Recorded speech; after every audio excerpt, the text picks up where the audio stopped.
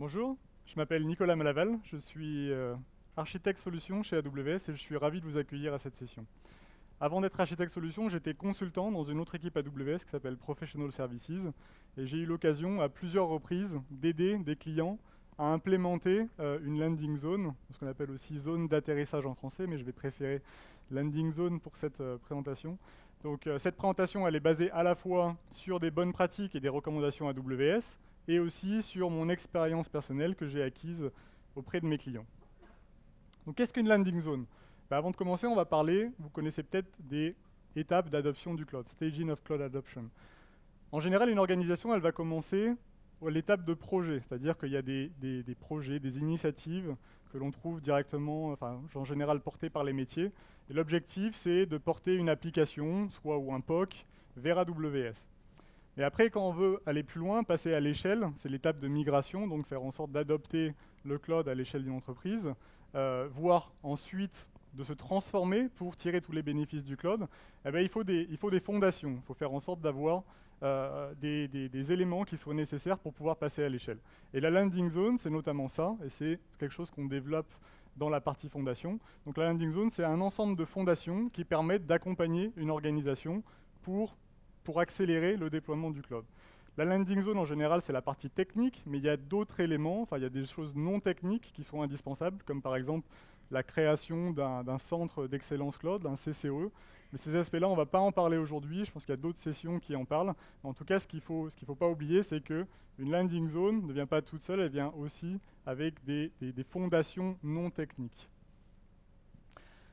Ensuite, la création d'une landing zone, c'est quelque chose d'itératif. On ne va pas chercher à mettre une landing zone qui réponde à tous les besoins dès le début. Donc c'est important de prioriser. Et par exemple, on ne va pas avoir les mêmes priorités si on commence à faire du lift and shift, donc de déplacer des serveurs vers AWS, ou si on veut directement créer des applications qui soient compatibles pour le cloud. Et donc c'est pour ça, pour pouvoir prioriser, il est important de connaître quelle est la stratégie cloud. Il y a encore quelques clients qui mettent en place des landing zones, mais qui ne savent pas exactement qu'est-ce qu'ils veulent mettre à l'intérieur, et donc ça complexifie le fait de tirer les priorités. Une landing zone, c'est un environnement qui a en général plusieurs comptes. C'est pour ça qu'aujourd'hui, on parle d'environnement multi-compte dans cette session. Alors, qu'est-ce que c'est qu'un compte AWS? Rappelons ce que c'est qu'un compte AWS. Un compte AWS, c'est un conteneur de ressources AWS. Il ne faut pas confondre compte AWS avec un compte utilisateur. C'est deux choses différentes. Qu'est-ce qui caractérise un compte AWS? D'abord, on ne peut pas accéder aux ressources d'un autre compte, sauf si ce compte a explicitement autorisé l'accès avec ce qu'on appelle des resource-based policy, comme par exemple une bucket policy pour S3. Ça permet également de connaître précisément quels sont les coûts qui sont engendrés par un compte, par les ressources du compte. Et ça, quels que soient les tags et que les services utilisés soient tagables ou non.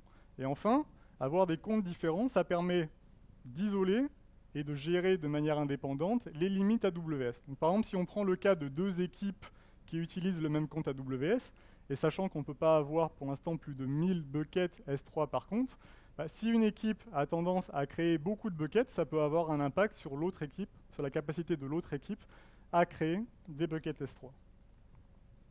Donc tout ça fait que dans une organisation, il est très courant d'avoir plusieurs comptes AWS. Déjà, parce que ça permet d'avoir le bon isolation entre des équipes différentes qui ont des process, des modèles opérationnels différents et qui utilisent AWS. IAM, qui est un service de gestion d'identité et des permissions, permet de ségréguer des équipes au sein d'un même compte, mais avoir des comptes différents, c'est avoir une isolation supérieure.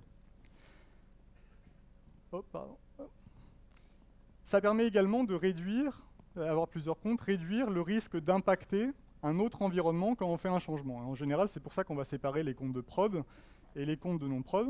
Ça permet également de refacturer en interne, donc les coûts AWS, lorsque les tags ne suffisent pas.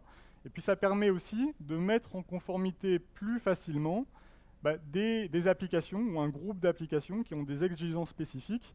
Et plutôt que de mettre en place des contrôles sur tous les comptes AWS, on va se concentrer sur les comptes AWS qui sont concernés par ces exigences.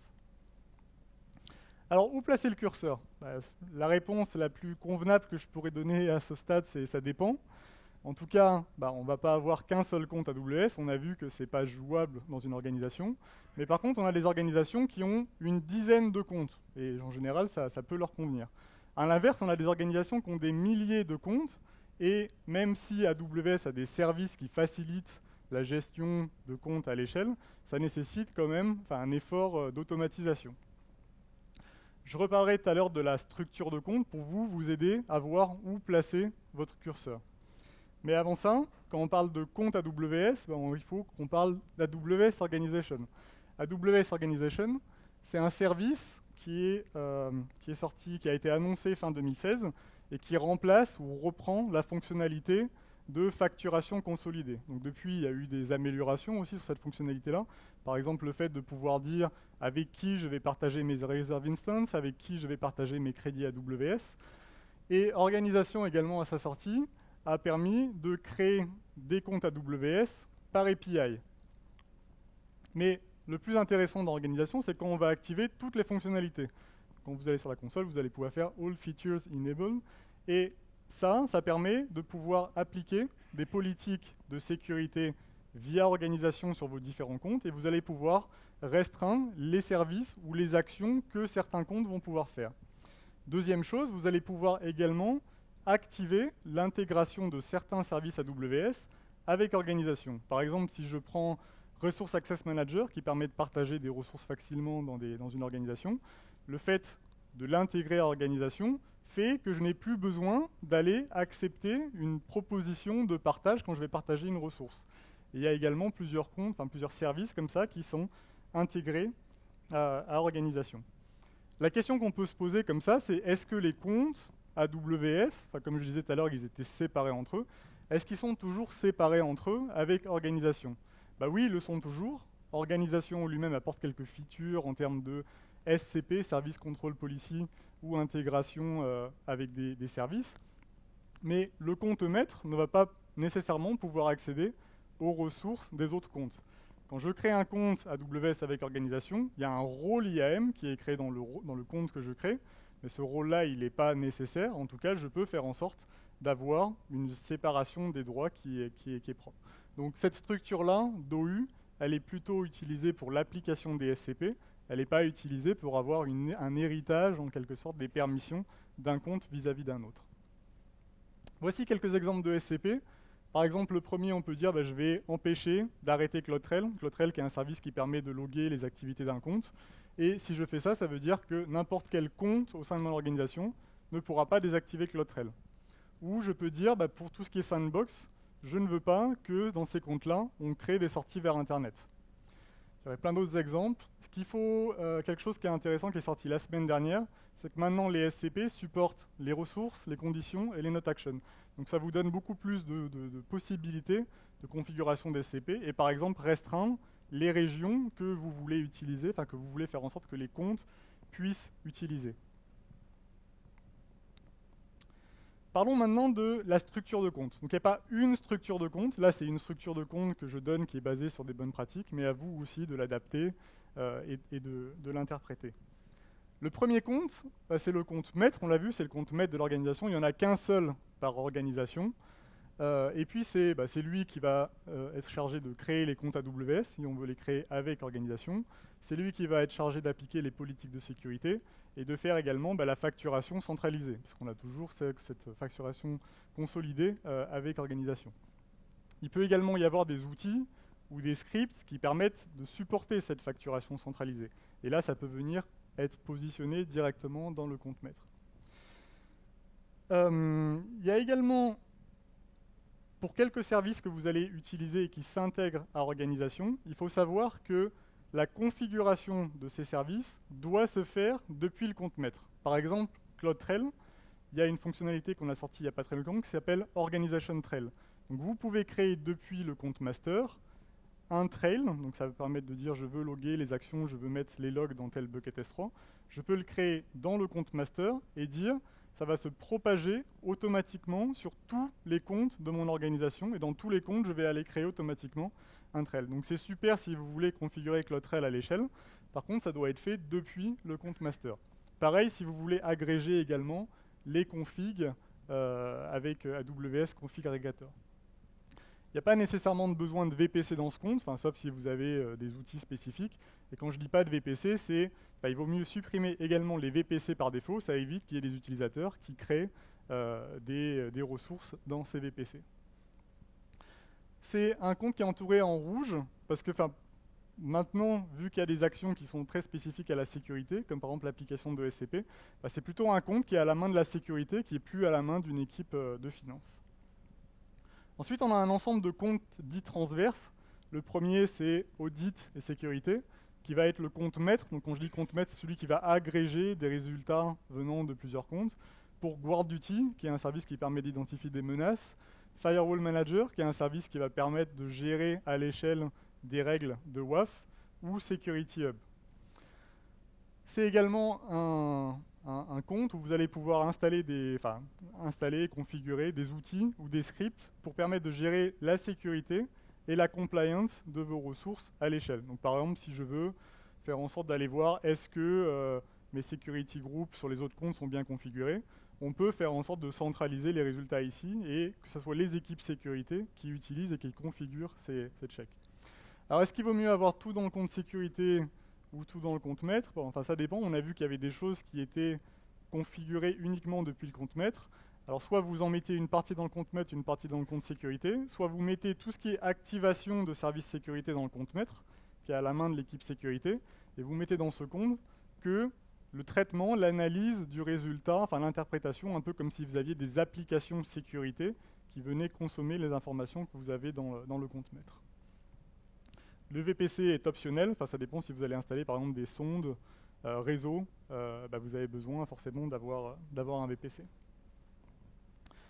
L'autre compte, il est courant d'avoir un compte séparé pour tout ce qui est consolidation des logs sécurité, que ce soit CloudTrail, config, VPC Flowlogs éventuellement si vous considérez que c'est des logs sécurité. Et puis vous pouvez avoir des protections sur ces buckets S3 qui vont consolider les logs. Par exemple, MFA delete, ça fait en sorte qu'on ne puisse pas supprimer une version de fichier si on n'a pas le MFA du compte root. Ou S3 Object Lock, qui est une autre fonctionnalité qui permet de dire ce fichier, je ne veux pas qu'il soit supprimable pour la prochaine année, par exemple. Les logs, quand ils sont dans le compte centralisé, il y a des fois, il va falloir donner l'accès à d'autres comptes de votre organisation pour pouvoir lire. Donc soit vous donnez des accès directement au bucket S3, par exemple en lecture seule, soit vous passez par une solution d'indexation, que ce soit en Elasticsearch ou autre, et vous allez donner l'accès à ces logs via cette solution d'indexation.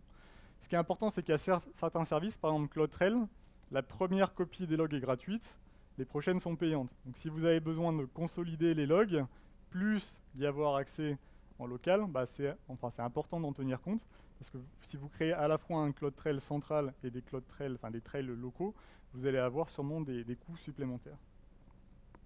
Ensuite, il y a un autre compte, là que j'ai mis en pointillé parce qu'on ne le retrouve pas tout le temps, mais un compte séparé pour gérer les clés de chiffrement.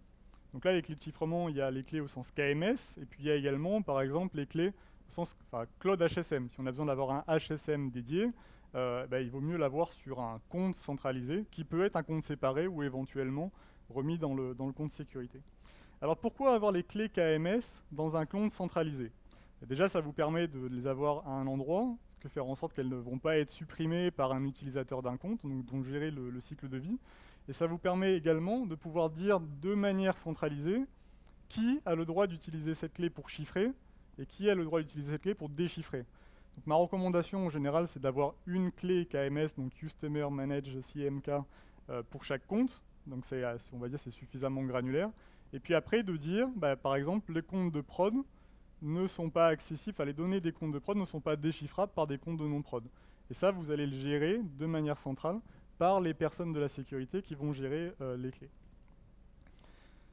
Et ça permet également, s'il y a un snapshot, par exemple un snapshot S3 qui est ouvert sur Internet, malencontreusement, vu que les gens n'auront pas la clé pour déchiffrer, ils ne pourront pas lire ce snapshot. Un autre compte qui permet de conserver une copie des données critiques. Alors là, il ne faut pas le voir au sens disaster recovery technique du terme, mais c'est plutôt, on suppose que peut-être quelqu'un dans un compte de prod va faire une action malencontreuse ou involontaire ou volontaire, et donc on peut mettre en place des scripts qui vont copier automatiquement les données dans un compte séparé, et si jamais il y a un drame qui se produit, je suis toujours en mesure de récupérer ces données qui sont dans ce compte-là. Ensuite, on va passer à des comptes qui sont gérés par des équipes infra, donc là en bleu. On va retrouver des services classiques, par exemple DNS, Active Directory, des outils de déploiement, des outils de monitoring. On peut aussi avoir des scripts et des outils qui sont plus spécifiques à l'infrastructure, comme par exemple un script qui va dire quelles sont les instances qui ne sont pas utilisées et est-ce que je vais aller les éteindre automatiquement. Et là, on peut avoir éventuellement plusieurs comptes, déjà parce qu'on doit séparer prod et non prod, bon, ça peut être le cas aussi au-dessus, hein, mais également parce que des fois, il y a des équipes différentes qui vont gérer des services d'infrastructure différentes. Ça va dépendre de l'organisation dans laquelle on est, mais il peut se retrouver, par exemple, qu'on ait les outils de déploiement qui soient dans un compte distinct des outils d'annuaire.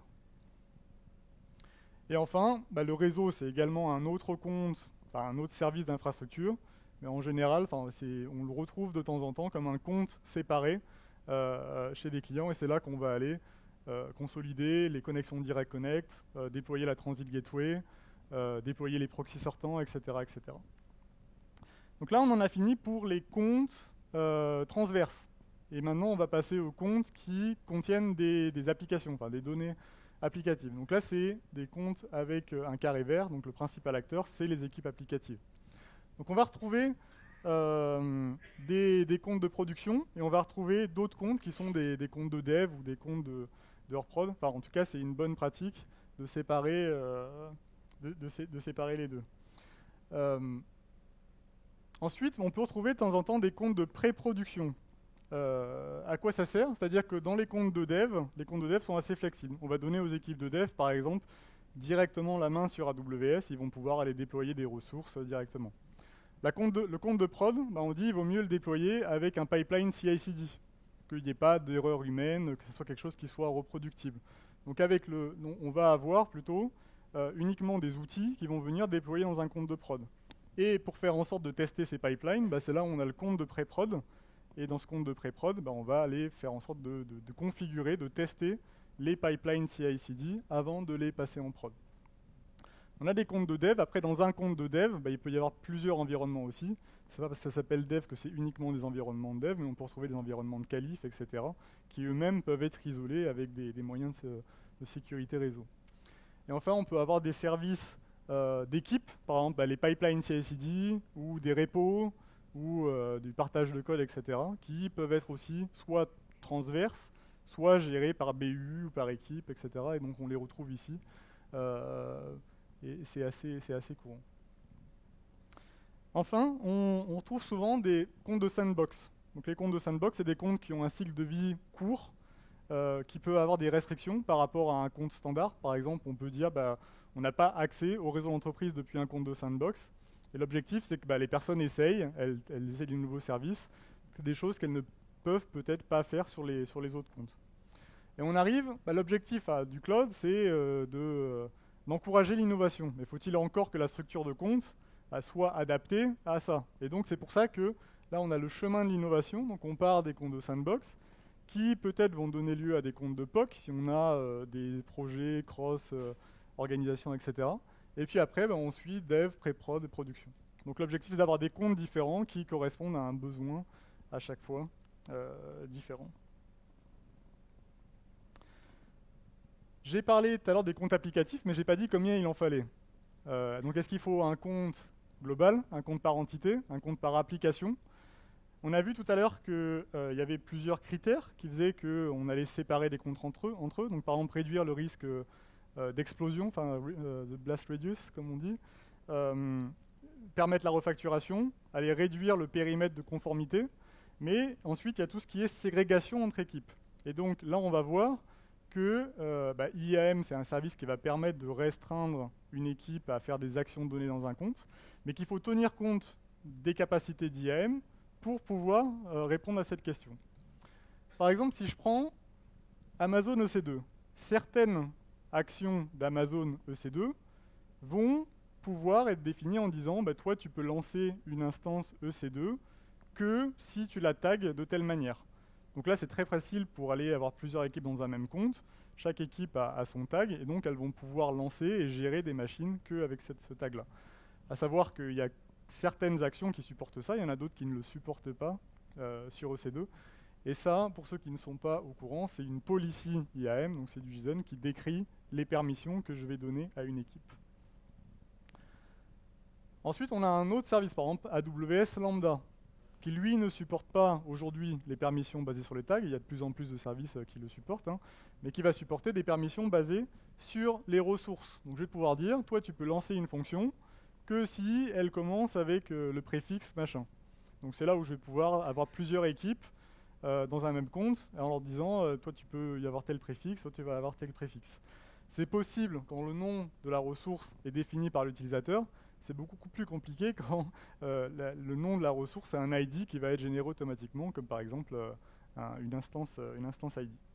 Et enfin, il y a certains services qui ne supportent pas à l'heure actuelle ce qu'on appelle des resource-based policy, et donc on n'est pas capable de dire, quand on donne une action à un utilisateur dans un compte, sur quelle ressource il va pouvoir le faire. Donc si je donne le droit à l'utilisateur de faire un EKS delete cluster, il peut supprimer n'importe quel cluster dans un compte AWS.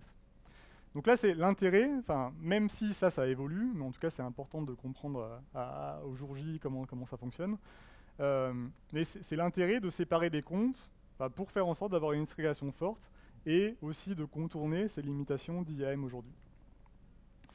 Donc si on reprend la pyramide de comptes, on va être plutôt sur la gauche, donc avoir un nombre de comptes restreint, quand on est sur un modèle opérationnel traditionnel. Par exemple, on va plutôt faire du lift and shift, on a toujours une équipe infra qui va s'occuper de lancer les machines. Potentiellement, on va pouvoir déléguer certaines actions comme relancer un serveur, etc. à des équipes. Mais ça nécessite d'avoir des politiques IAM complexes. De l'autre côté, on va avoir une isolation par compte, et c'est là où on va avoir du DevOps, de l'agilité, l'innovation. On ne va pas s'embêter à restreindre pour chaque service. Donc c'est là où on a beaucoup plus de comptes pour faire en sorte d'avoir cette isolation par compte.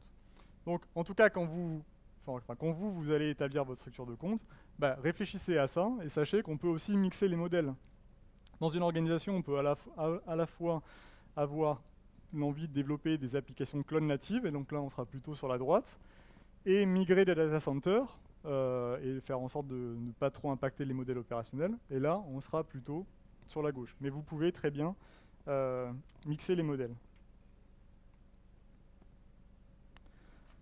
Je vais présenter quelques architectures types maintenant de ce qui se passe dans les comptes. Je pourrais en parler pendant des heures, j'ai pas mal d'anecdotes et tout ça, mais là j'ai fait une sélection de sujets qui reviennent assez régulièrement. Le premier, c'est le réseau, connectivité. Donc là, on a une organisation qui a des comptes AWS. Dans chaque compte, on va retrouver un VPC, Virtual Private Cloud. C'est un service qui permet d'isoler de manière logique des ressources AWS entre elles. Et puis, il faut connecter ces VPC entre eux pour qu'ils puissent discuter, et également avec le réseau interne. On a annoncé un service à reInvent qui s'appelle Transit Gateway, qui permet de faciliter cette interconnexion de VPC, et également qui permet aussi de venir connecter des VPN et bientôt également des Direct Connect. Donc comment ça se passe? Vous allez créer une ressource Transit Gateway dans un compte. Là, ça peut être par exemple le compte réseau ou un compte shared.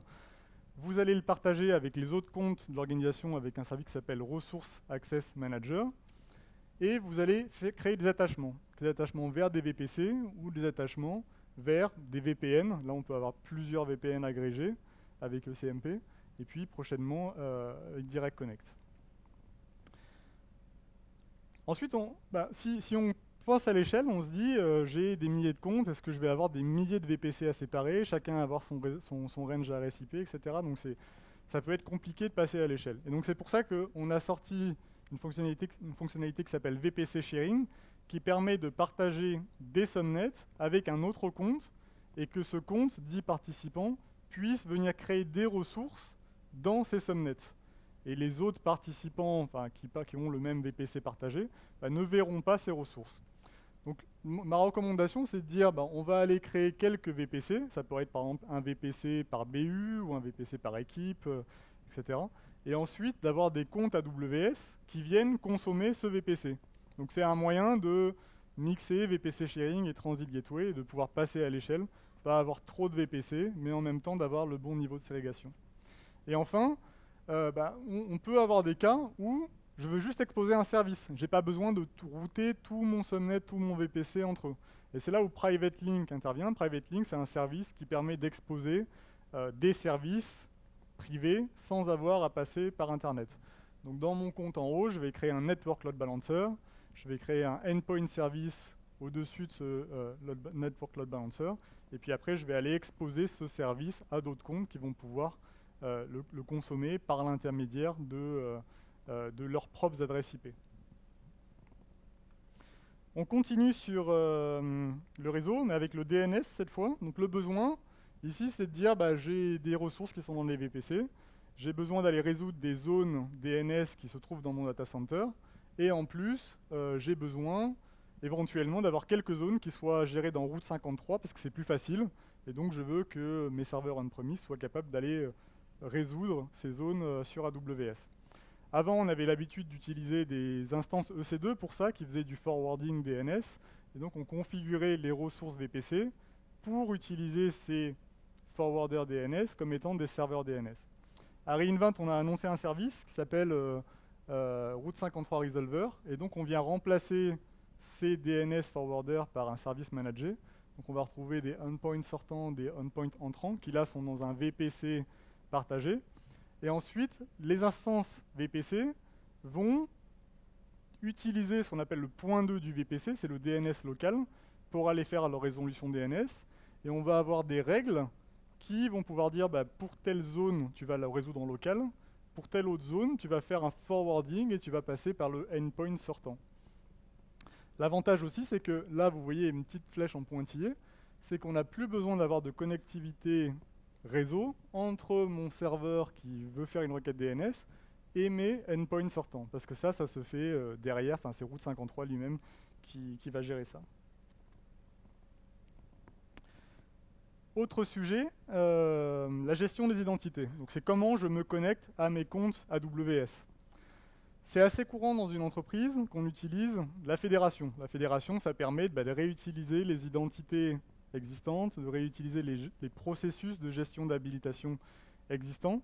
Et donc on va faire en sorte d'interfacer AWS avec un annuaire interne. Et donc là, on va utiliser la fédération, que ça soit, c'est plutôt basé sur un protocole qui s'appelle SAML. Donc ma recommandation, c'est de dire on va avoir un rôle IAM. Un rôle, c'est un espèce d'utilisateur qui n'est pas directement associé à une personne, mais qui est assumable, notamment par ce qu'on appelle un identity provider. Donc là, on va définir un rôle IAM pour chaque groupe Active Directory qui se trouve sur le réseau interne. Donc quand je vais affecter un utilisateur dans ce groupe, il va pouvoir se connecter sur une URL où on va lui présenter quelle est la liste des rôles que la personne a le droit d'assumer. Et je vais choisir un rôle et je vais directement atterrir sur la console AWS avec les bonnes permissions telles qu'elles ont été définies par le rôle. Donc en général, il vaut mieux faire en sorte d'atterrir directement sur le compte. Ça ne sert à rien de passer par un compte de rebond, sauf éventuellement pour certains rôles transverses, comme par exemple un rôle d'audit de sécurité, qui a la même chose partout. En fait, on peut passer par un rôle intermédiaire qui, lui, a le droit ensuite d'assumer un autre rôle dans n'importe quel compte pour faire de l'audit de sécurité. Il ne faut pas oublier, par contre, quand on fait de la fédération, qu'il y a les accès programmatiques. Là, on parle de l'accès console. Les accès programmatiques, c'est faire en sorte de pouvoir utiliser ces credentials-là en faisant des appels CLK, CLI ou en utilisant la SDK. Là, vous pouvez utiliser les outils PowerShell pour AWS qui ont une intégration native avec la fédération, où il y a d'autres outils du marché. On a également un blog post dessus qui permettent de faciliter ça. Il y a d'autres organisations qui préfèrent utiliser des utilisateurs IAM, donc c'est des utilisateurs qui ont un cycle de vie différent et qui résident que sur AWS. Ma recommandation, c'est de les centraliser dans un compte, pour faire en sorte de ne pas avoir un mot de passe distinct pour tous les comptes auxquels ils doivent accéder, et ensuite qu'ils rebondissent vers un rôle IAM qui se trouve dans les comptes de destination. Il y a quelques exceptions. Il y a des fois, il peut y avoir des solutions qui demandent absolument une access key et un secret key pour s'y connecter. Et donc là, on n'a pas d'autre choix que de créer un utilisateur IAM qui est dans le compte de destination, parce qu'on a des solutions qui ne sont pas capables de faire un assume role avant de consommer AWS. On reste dans la partie permission. Là, on a parlé d'architecture multi-compte, mais il y a également, au sein d'un même compte, faire en sorte d'avoir des utilisateurs qui ont des droits différents. Si on veut restreindre une action pour tout le monde, on a vu que les SCP, c'est fait pour ça. On peut faire en sorte avec une SCP de dire je ne veux pas que tout le monde utilise tel service, par exemple. Par contre, je peux, au sein d'un même compte, avoir des permissions différentes. En général, la sécurité, enfin l'équipe sécurité, est l'équipe qui a les droits d'administrateur sur ce compte. Enfin, c'est lui qui a le droit de plus haut niveau. Et ensuite, on va avoir d'autres types d'utilisateurs, par exemple quelqu'un qui va gérer l'infrastructure et qui peut faire par exemple tout, sauf désactiver les services de sécurité. Enfin, c'est une protection a priori du compte AWS. Mais par contre, on ne veut pas que les équipes infra, ne soient plus en mesure, elles, de créer d'autres rôles IAM, parce qu'on veut garder toujours quelque chose de granulaire. Par contre, on peut avoir un rôle IAM par fonction lambda. Donc je veux quand même donner la main à mes équipes infra de créer des rôles IAM, de créer des utilisateurs, mais je ne veux pas qu'elles élèvent leurs permissions. Je ne veux pas que, par exemple, elles créent un rôle EC2 qui a tous les droits, qu'elles se connectent sur une machine et là qu'elles aient plus de droits que les permissions qu'elles ont elles-mêmes. C'est là où on va utiliser ce qu'on appelle les permission boundaries, enfin limitations d'autorisation au niveau IAM. Donc comment ça fonctionne? C'est quand je crée un rôle IAM, je vais lui donner des policies IAM comme d'habitude, et j'attache également une permission boundary, qui est une manage policy. Et les permissions effectives de l'utilisateur, c'est l'intersection entre les deux. Donc, pour faire en sorte de mettre en place ce que je viens de dire, ce qu'on fait, c'est que l'utilisateur infrastructure, il a le droit de tout faire. On voit effect, allow, tout. Il a le droit de faire des actions en moins. Et après, on va dire, pour faire simple, il a le droit de créer des rôles IAM que si ça commence par infra-quelque chose, donc c'est un moyen de le restreindre à ses rôles à lui, et il ne peut créer des rôles que si il a affecté une permission boundary qui va restreindre avec ce que je disais plus tard, enfin ce que je disais avant, qui va restreindre les droits qu'il peut donner à ce rôle. Donc c'est un moyen de gérer, de déléguer la gestion des permissions à l'échelle, de ne pas faire en sorte d'avoir un bottleneck au niveau de l'équipe sécurité, mais toujours faire en sorte de garder le niveau de sécurité approprié. Et enfin, dernière chose, automatiser les déploiements à l'échelle. Donc, vous connaissez certainement CloudFormation, qui est de l'infrastructure as code, et qui est ce qu'on recommande quand on va faire en sorte de faire le même déploiement plusieurs fois. Donc là, imaginons que j'ai 200 comptes dans lesquels je vais devoir créer un VPC. Je peux avoir un template et aller sur les 200 comptes et créer une stack CloudFormation. Puis à chaque fois que j'ai une modification, je vais repasser sur ces 200 comptes. Bon, c'est un peu laborieux. Et c'est pour ça qu'il y a une fonctionnalité qui s'appelle CloudFormation StackSet. Donc StackSet, comment ça marche? C'est par exemple, j'ai un compte partagé. Donc ici, je parle de VPC, ça pourrait être le compte infrastructure ou le compte réseau. Je vais définir mon template VPC, comme d'habitude, un template CloudFormation. Je vais créer une ressource qui s'appelle StackSet. Et StackSet, je vais ensuite aller créer des stack instances. Donc c'est une instance du stack dans un autre compte AWS. Et ça, je le crée de manière partagée. Et pour chaque stack instance, je peux avoir des paramètres personnalisés. Et ensuite, chaque stack va aller créer les ressources nécessaires. L'avantage de ça, c'est que depuis un compte centralisé, je vais pouvoir aller déployer des ressources AWS. Et si je veux mettre à jour mon template, j'ai juste qu'à aller modifier mon template VPC, mettre à jour mon StackSet, et ça va automatiquement aller déployer, mettre à jour toutes les stacks qui ont été créées. Et ça marche aussi en multi-compte et multi-région.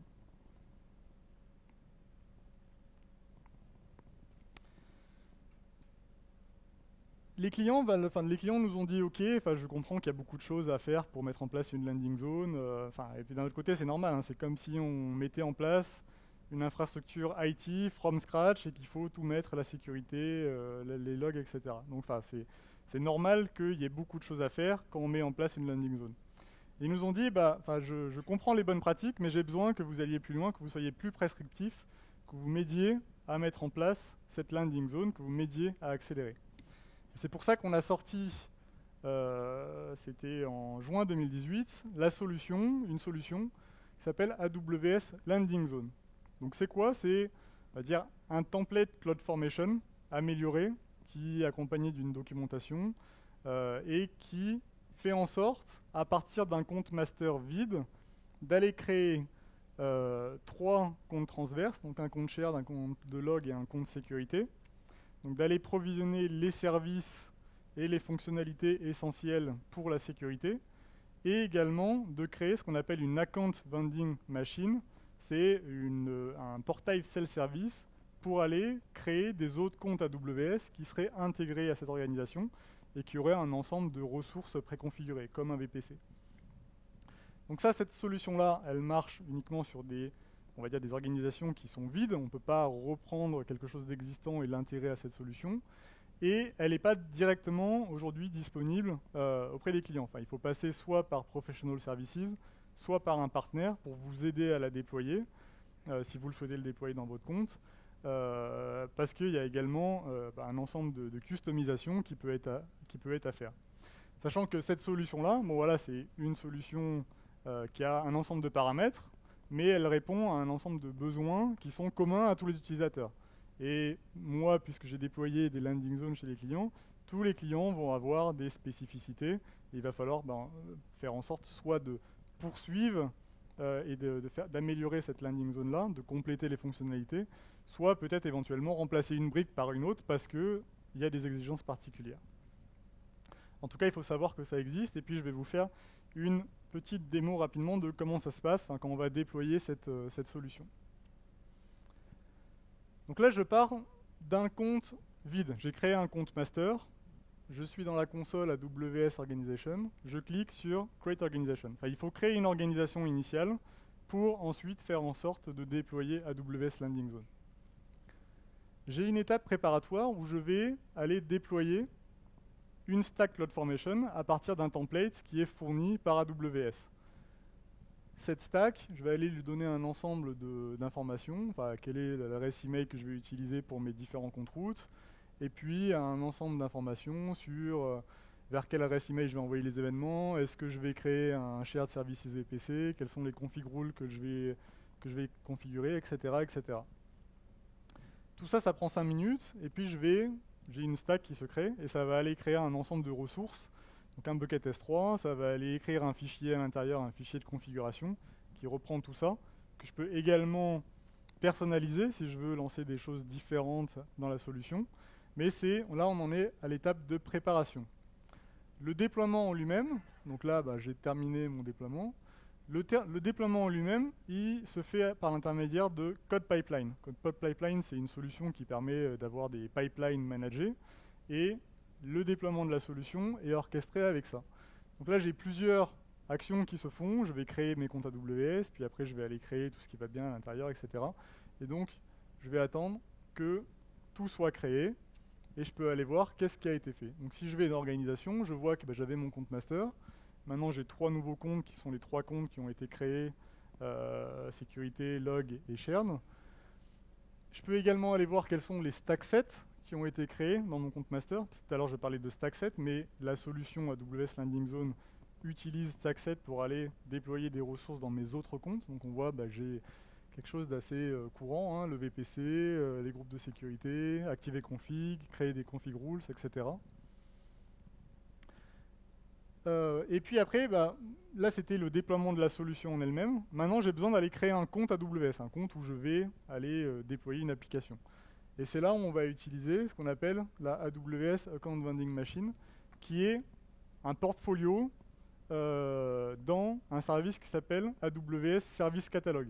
Service Catalog, c'est un service qui permet de packager, on va dire, des templates CloudFormation sous forme de produits et d'exposer ça à des utilisateurs. Donc là, je suis un utilisateur qui a le droit d'aller créer un compte avec mon self-service catalog. Je choisis le produit, donc là j'ai qu'une seule version. Je vais choisir mon produit. Je vais renseigner un certain nombre d'informations sur le compte que je vais créer. Donc, par exemple, est-ce que je vais créer un VPC? Est-ce que je veux un VPC qui a des subnets publics, des subnets privés? Quel est le range d'IP que je vais utiliser sur ce VPC? Dans quel OU je vais l'avoir, etc., etc. Et puis je fais Next. Là, on voit que j'ai un produit qui est en cours de lancement. Et ce produit, comme je disais tout à l'heure, Service Catalog, ça permet d'aller créer derrière des templates, des stacks CloudFormation. Donc j'ai l'ID de la stack CloudFormation qui a été créée et qui correspond à ce produit. Donc si je vais dans CloudFormation du compte master, je vois effectivement qu'il y a quelque chose qui est en train d'être créé. et qui va aller créer le compte, qui va ensuite faire déployer un certain nombre de choses ici ça marche pas. Un certain nombre de choses ici pour aller créer le VPC, aller faire tous les handshakes qui vont bien, etc.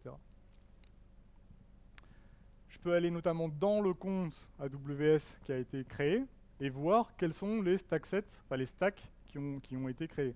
Notamment, je retrouve une stack, par exemple, pour déployer le VPC. Donc là, on voit toute la partie automatisation de création de landing zone. Et c'est peut-être des actions qu'aujourd'hui, vous les avez fait manuellement ou vous les avez fait avec un autre moyen. Mais tout ça, ça a été, on va dire, automatisé à l'extrême dans cette solution. Après, on peut aller configurer des add-ons. Donc soit rajouter une solution de log centralisé, aller rajouter un AD dans lequel on va aller gérer les utilisateurs. Et la dernière étape, c'est faire en sorte de configurer les accès pour pouvoir accéder au compte AWS que j'ai créé depuis un utilisateur lambda qui, lui, n'aura accès qu'au compte que je viens de créer. Pour ça, on utilise AWS SSO, qui est un service, on va dire, d'identity provider qui s'intègre notamment avec la console AWS. Donc je l'active, j'ai configuré mon annuaire, j'ai créé un utilisateur qui, lui, est censé pouvoir accéder qu'au compte app1 que je viens de créer juste avant, et je lui dis, cet utilisateur, il est administrateur access. Donc c'est un peu en contradiction à ce que j'ai dit tout à l'heure avant avec les permission boundaries, mais bref. Donc il est administrateur access, et maintenant je vais aller faire en sorte, donc cet utilisateur, une fois que je l'ai créé dans SSO, il va recevoir un mail, il faut qu'il initialise son mot de passe, et ensuite il va pouvoir se connecter au compte AWS que je viens de créer. Donc il se connecte sur une console ici qui va lister les comptes AWS auxquels il a droit. Il peut soit accéder à la console de management, il peut éventuellement récupérer des credentials AWS pour faire des accès programmatiques. Et là, je clique sur Management Console et il me manque une capture d'écran, mais je vais accéder à la console AWS qui me permet de pouvoir manager ça. Donc ça, c'est une solution qui s'appuie sur CloudFormation, qui n'est pas aujourd'hui disponible directement aux clients. C'est pour ça qu'on a annoncé Control Tower, qui est un service qui est aujourd'hui en bêta privée, qui sortira plus tard, et qui automatise la création de cette landing zone. Donc l'objectif, c'est que vous ayez la main sur la création d'une landing zone avec des recommandations et une méthode un peu prescriptive d'AWS. Vous n'êtes pas obligé de l'utiliser. Si vous voulez utiliser autre chose pour créer la landing zone, c'est tout à fait possible. Mais là, ça va vous permettre d'automatiser et d'avoir une base, on va dire, solide pour commencer, pour accélérer. Control Tower viendra avec un ensemble de politiques de sécurité qui permettront de surveiller vos comptes en permanence et vérifier notamment si des changements qui ont été effectués dans les comptes viennent en contradiction avec certaines règles de sécurité. Et il y aura un tableau de bord pour cela. Donc j'ai fini avec la présentation. Si vous voulez aller un petit peu plus loin, j'ai une autre session dans 15 minutes qui là fait un focus sur la partie réseau dans un environnement multi-compte. C'est une session 300, donc on ira un tout petit peu plus loin dans la technique. Et si vous voulez sinon en savoir un peu plus sur les environnements multi-comptes, il y a une autre session orientée sécurité qui est déjà passée, mais vous aurez le replay. Ou migrer vite et bien vers le cloud, là c'est plutôt comment faire en sorte de se préparer, et notamment les éléments non techniques, comment se préparer pour aller vers le cloud. Je vous remercie, pensez bien à noter les sessions. Bonne journée.